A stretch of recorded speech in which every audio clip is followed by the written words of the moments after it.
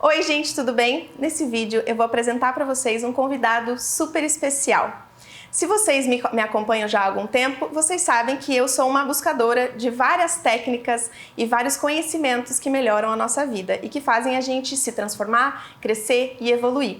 E eu sou uma grande curiosa também e costumo buscar profissionais que também podem me apoiar. Assim como eu apoio outras pessoas, eu também busco quem pode me apoiar para eu crescer cada vez mais. Ferramentas, técnicas e conhecimentos que eu mesma já experimentei e por isso eu quero que vocês também conheçam. E hoje o meu convidado é o Dr. Carlos Veiga Júnior, que é o criador do gerenciamento bioemocional. Tudo bom, Dr. Carlos? Tudo bem, Letícia. Seja bem-vindo, obrigado pelo convite. Muito obrigado você pelo convite. E ele é um super especialista e ele vai falar um pouco pra gente sobre como que a relação com os nossos pais, com o pai e a mãe, influenciam na nossa vida. Fala um pouquinho pra gente. Obrigado pela pergunta, porque esse, de fato, é o tema central do nosso trabalho, que é entender como funcionam as relações mais íntimas da nossa vida, que são as relações nossas com os nossos pais e nós como pais. Nós entendemos que todo relacionamento humano tem suas arestas, tem suas farpas, os seus dramas, seus conflitos. E esses conflitos, segundo o nosso entendimento, começam dentro de casa. Todas as guerras começam dentro de casa. E normalmente começam entre um casal. Então nós sabemos que criar filhos depende desse entendimento entre um casal. Todo mundo sabe disso. O que a gente não sabe é como se faz para criar um ambiente estável e equilibrado dentro de uma casa quando você não usa o princípio da unidade para se relacionar com o outro. Então, o que a gente ensina e o que a gente aprendeu é consciência de unidade. E isso é um paradigma totalmente diferente.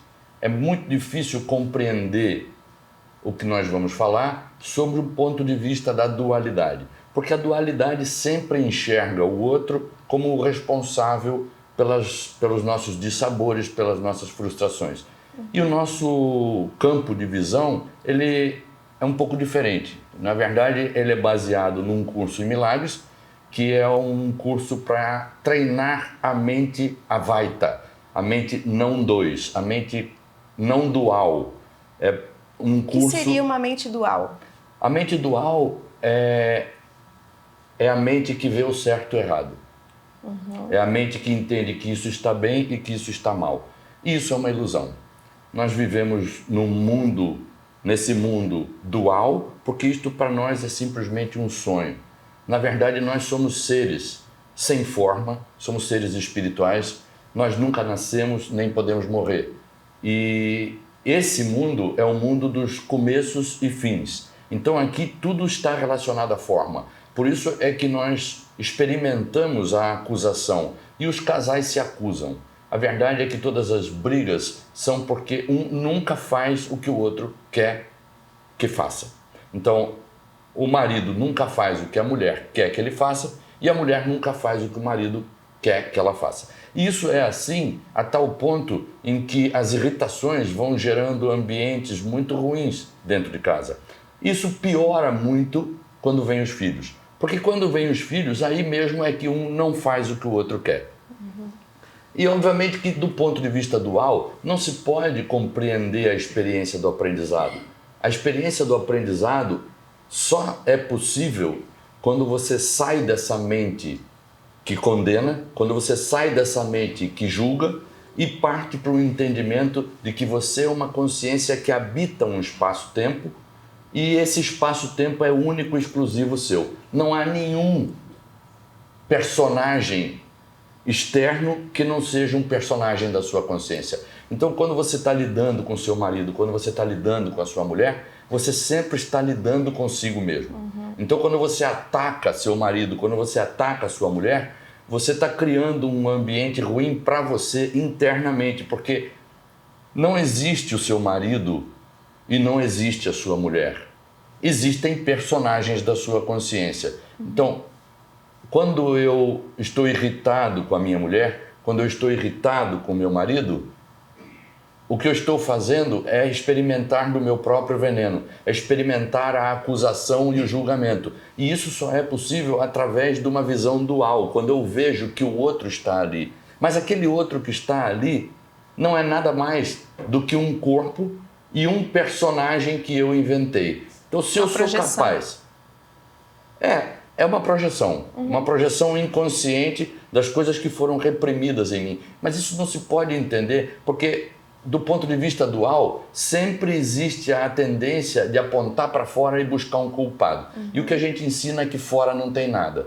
Fora tem seres, veículos físicos, humanos, que são expressões de espelhos, são nossos espíritos, amigos e irmãos que seguram a moldura do espelho para que a gente possa se conhecer a nós mesmos. Essa é a razão principal pela qual os casais se desentendem.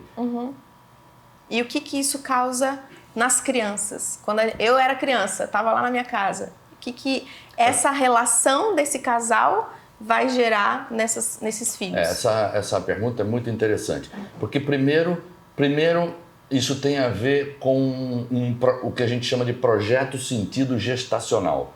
O projeto sentido gestacional é que todos nós fomos um projeto e esse projeto tem um sentido. E isso está ligado ao momento da gravidez da nossa mãe. Hoje, a ciência epigenética condutual nos demonstra que os primeiros 3 meses de gestação condicionam toda a vida adulta do indivíduo.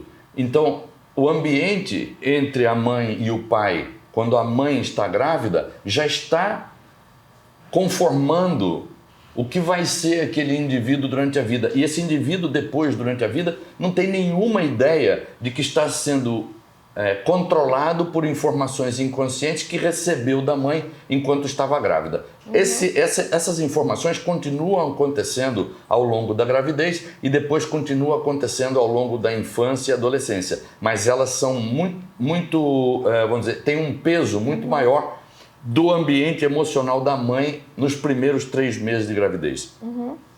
Depois tem a questão do binômio mãe-filho, porque nós biologicamente estamos vinculados à mãe. Todos nós fomos mãe.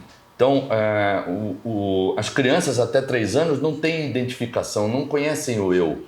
São a mãe. Então, além disso, esse é um período também muito importante no condicionamento da criança que vai se tornar um adulto. Portanto, esse período da infância até os 3 anos está também condicionando os programas que o adulto vai usar.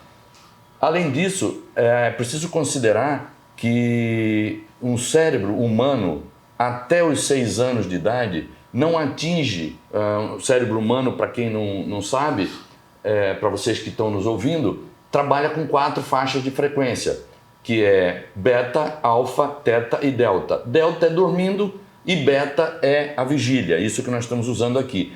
E alfa e teta são ondas muito baixas que a gente considera como sendo ondas de hipnose. E o cérebro das crianças, até os 6 anos, não chega a beta. Ou seja, as crianças sempre estão sendo, as crianças até 6 anos de idade, estão sendo hipnotizadas pela mãe e pelo pai, e a mãe e o pai não têm consciência disso. E muitas vezes o que a criança vê do ambiente familiar é desamor. Então, desamor, violência, grito, mentiras, traições, isso é o dia a dia dos casais, né? A irritação, a raiva, e tudo isso aquela criança está sendo hipnotizada dentro desse ambiente. E a criança está aprendendo que isso é amor. E depois a criança não sabe, depois se torna um adulto, vai buscar uma relação de violência, de grito, de mentira, de traição e não entende por que está repetindo essas pautas. Está repetindo essas pautas porque este foi o ambiente emocional da mãe no projeto sentido gestacional e esse foi o ambiente em que essa criança viu e se desenvolveu intelectualmente. Depois chega um período da adolescência, que esse período da adolescência, o Jung dizia que a adolescência é um arquétipo, né? Porque é muito importante que nesse momento os pais comecem a liberar esse adolescente para se individualizar. Porque se essa criança que está se tornando adolescente, esse adolescente, se não se tornar independente do pai e da mãe, não vai conseguir ser um verdadeiro chefe de família, não vai conseguir ser uma verdadeira mãe de família, não vai conseguir se doar ao casal, à nova família que se criou. Então nós sabemos que isso tem uma influência muito grande, porque muitas mulheres se queixam de que seus maridos, qualquer coisinha, passa na casa da mãe. E a mesma coisa acontece com algumas mulheres que qualquer coisa que aconteça entre o casal, vão lá se queixar com a mãe ou vão falar com a mãe. Ou seja, se nós não compreendermos como funciona a relação, nós vamos seguir na vida adulta interpretando a coisa como se houvessem culpados do lado de fora. E do lado de fora não há nada. A gente sabe, por exemplo, que seu pai, o seu pai se chama? Armando. Armando. O Armando que a Letícia conhece, a sua mãe não conhece. O Armando que a Letícia conhece, seu irmão não conhece. O Armando que a Letícia conhece, os amigos dele não conhecem. O Armando que a Letícia conhece, os pais dele não conheciam. O Armando que a Letícia conhece não tem testemunhas nesse mundo. O Armando que a Letícia conhece é um personagem da consciência da Letícia. Sim. Portanto, quando você se irrita com o Armando, você está se irritando com um programa interno. Sim. E aí você vai ter sempre o ponto de vista dual, vai te levar a condenar o Armando quando o Armando fizer aquilo que você não quer que ele faça. E isso não é real, porque na verdade é como se você estivesse provando do seu próprio veneno. Você está projetando inconscientemente no Armando aquilo que foi introjetado em você na infância e na adolescência, no útero da mãe, na infância e na adolescência. Muitas coisas são reprimidas nessa fase, principalmente de ordem sexual, os dramas humanos. Isso eu quero deixar bem claro, tá? Os dramas humanos são de ordem sexual. Isso não fui eu que disse, isso o Freud já disse, o Jung já disse isso. Na verdade, isso não é difícil de entender para vocês que estão em casa. Se vocês olharem para a natureza, vocês vão ver que na natureza só existe briga por duas coisas. Você já sabe o que é. Comida e sexo. Em termos de vegetais, comida seria sol, alimento, energia. Então as plantas também lutam por alimento, lutam por sol. E as plantas lutam por sexo. E os animais lutam por comida e lutam por sexo. Só por essas duas razões. E os seres humanos lutam por comida e por sexo. Só que nós não caçamos mais. Então, para nós, comida é... dinheiro. E, se a gente quer dizer, isso parece um reducionismo, mas esse reducionismo não fui eu que inventei, é só olhar para a natureza e perceber que isso é assim. Mas nos seres humanos isso ainda vai um pouco mais além, porque para que os homens querem dinheiro? Para ter sexo. Sexo, certo? Então, por isso, muita gente não ganha dinheiro, porque tem programas familiares de que o dinheiro estragou a família.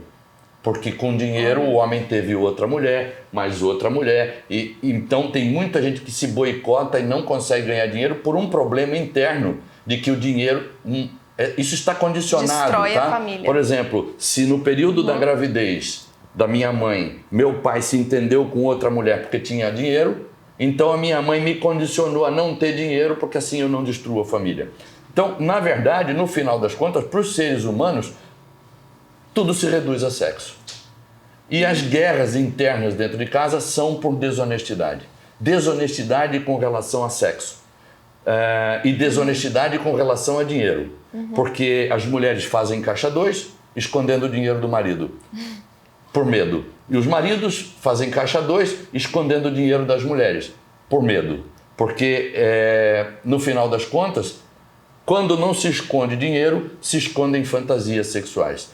E nós somos uma raça não monogâmica, todos os seres humanos se interessam, eu quero dizer isso para vocês que estão me ouvindo, para que vocês eliminem a culpa, porque isso está no dogma religioso. O dogma religioso é que impôs essa verdade que não é verdade, e nós somos uma raça que se interessa por várias pessoas durante a vida, nós nos interessamos sexualmente e temos vontade de nos relacionar sexualmente com várias pessoas.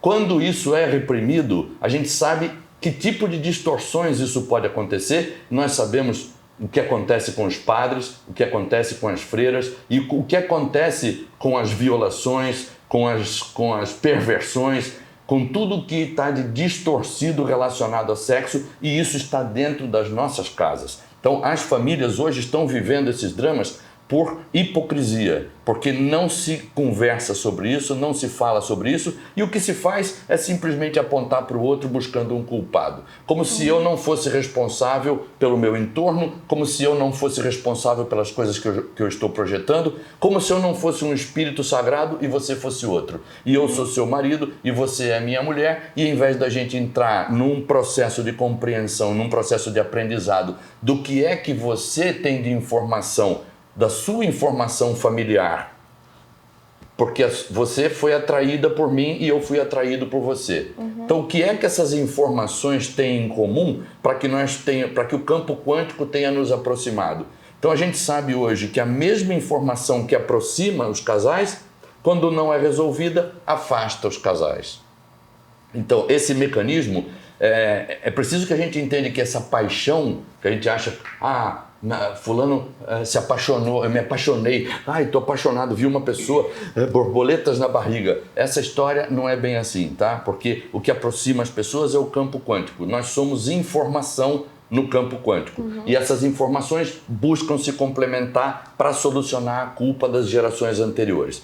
Na verdade, nós como espíritos viemos à Terra para eliminar a culpa. Nós somos trabalhadores de Deus.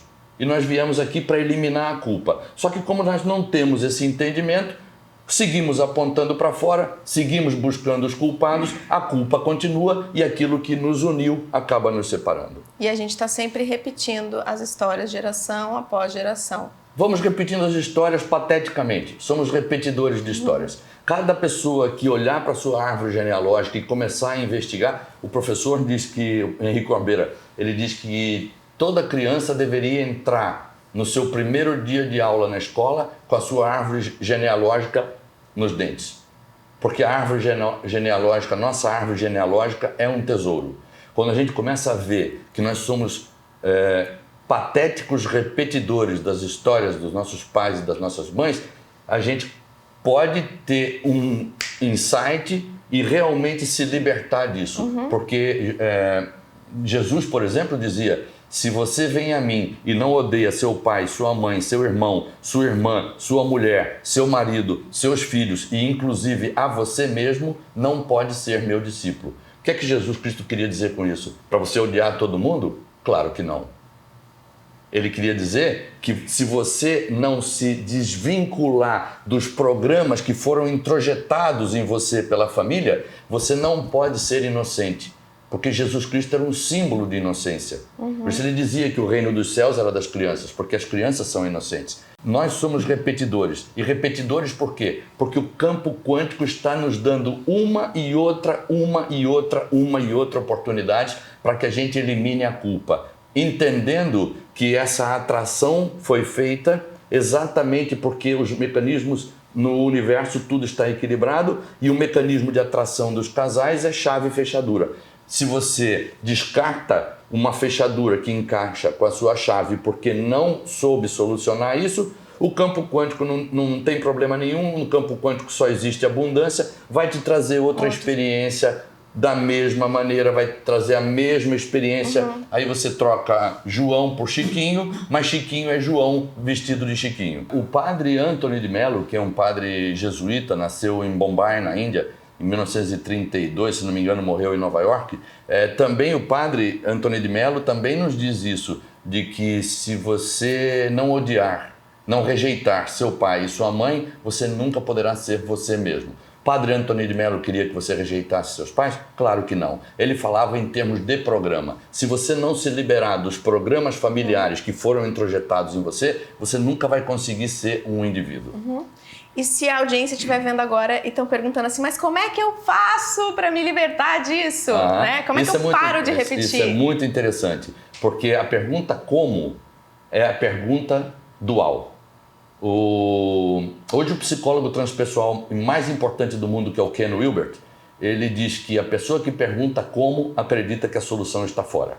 E fora não há nada. Portanto, a pergunta como está totalmente descartada.